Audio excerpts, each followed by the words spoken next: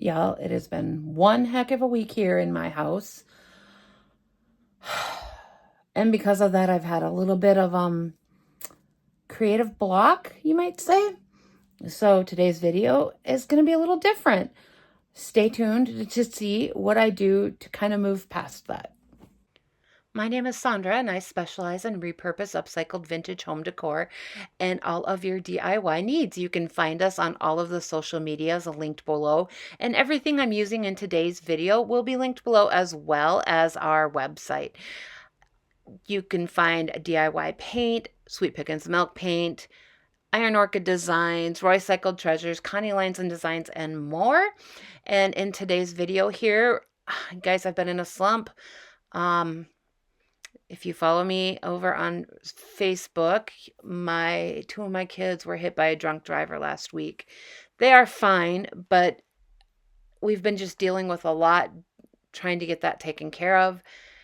And I just am feeling so blah, and I don't know how else to word it other than it's a struggle. I went into my workroom and I just didn't know what to do. So what I did was pulled out some pieces that I knew I was going to be using as blanks. So I'm prepping these to be decoupaged or added to later.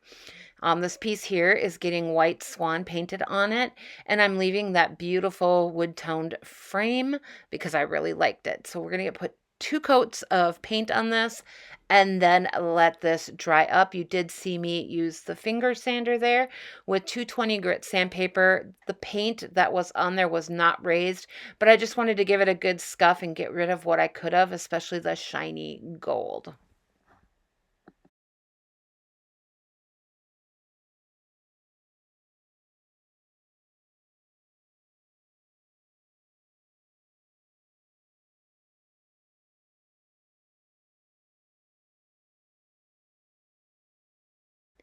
This piece here is just a simple Lazy Susan, and I am putting 2 coats of White Swan on this as well. And then it hit me. I went and got out Dainty Flourishes, and I'm going to use some Iron Orchid Designs air dry clay. And I am using some cornstarch and just dusting it into the 2 little pieces that I'm going to be doing for the corners of this frame you see in front of me.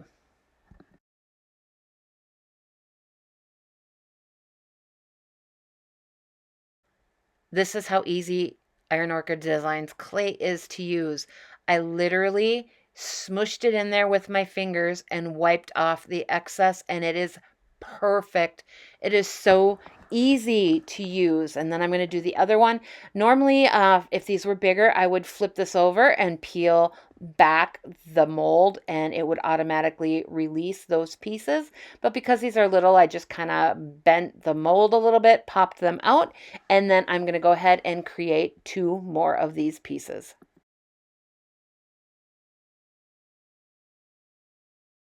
Using Iron Orchid Designs molds are actually so easy. There's no need to be afraid of using them. You can use this air dried clay, or you can use resin in these as well. Heck, you can even melt some chocolates in this or bake in them. I've never done either one, but I have heard it can be done. I did go ahead and make a total of 4 of these little corner pieces. Oh, I'm getting excited to show you guys.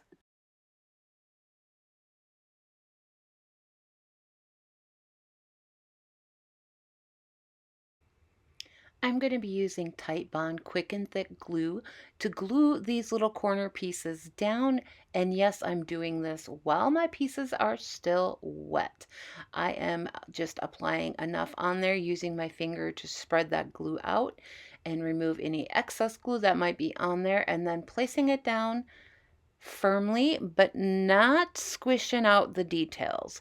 And then I'm just going to set this aside while I prep my next piece.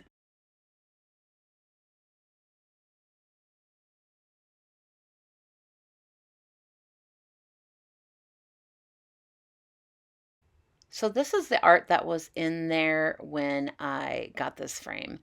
It was given to me from a customer. I am pulling all those pieces aside, and I'm going to be taking these mats, peeling off what I can of the sticky stuff, and like any chunks back there. And then we are going to prep this to match the piece I'm putting in here. And I was having a hard time deciding. I've got these little canvases that I bought from someone, and I'm just trying to decide what I want to put in there. I love this little bunny, but it did not fit in here no matter which way I shifted it. So this was a for sure no-go. So then I pulled out my next piece. And this one's this cute little fox. And I knew this wasn't going to match my mats, and I'd have to do something to fix that. And last but not least is this adorable bunny with a hat. And again, the mats just really didn't match. So we're going to go ahead and fix that.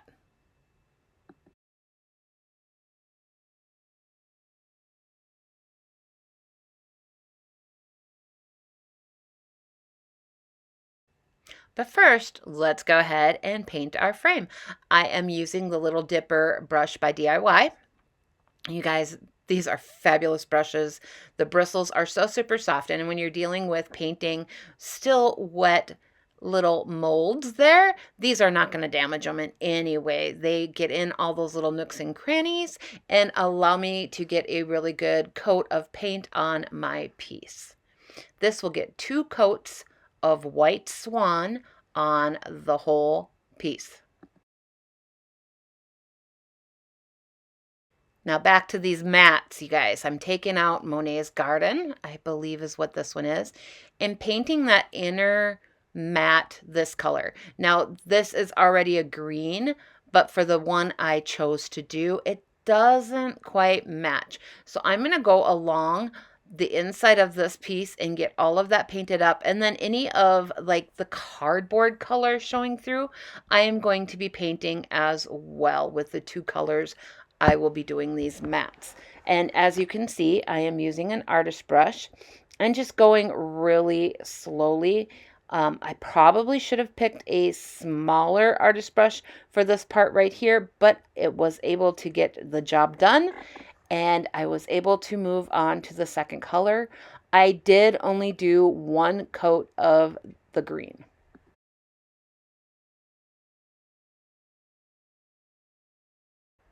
Now for the outside of the mat, we're going back to our White Swan paint, and we're going to give this 1 good coat of White Swan.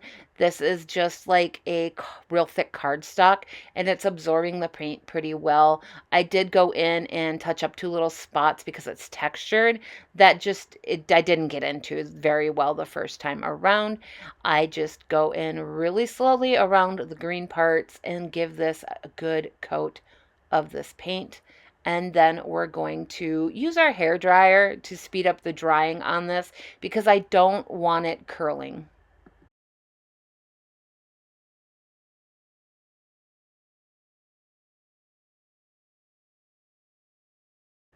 Once my mats are dry, I flip them over. I take the little canvas that I'm going to be using and I place it down, smooth it out, and then I check the other side to make sure it's lined up where I wanted it to be.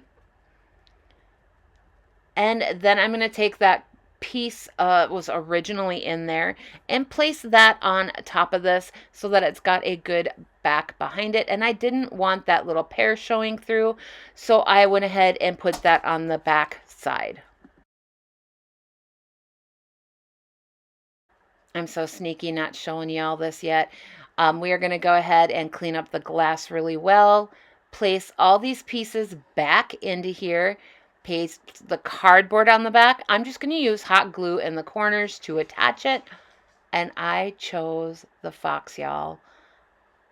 There's the corners. It's so cute. Wait till you see the finished result.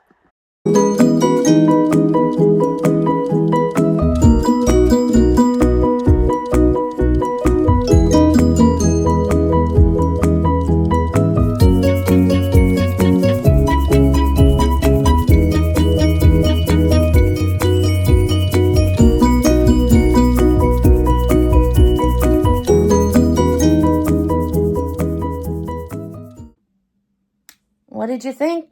Did I manage to pull something out? I really do love this picture, and I think for now, I'm going to leave it hanging where it is, but I really should bring it to the booth. What do you guys think? Thanks for watching, and we'll see y'all next week. Bye.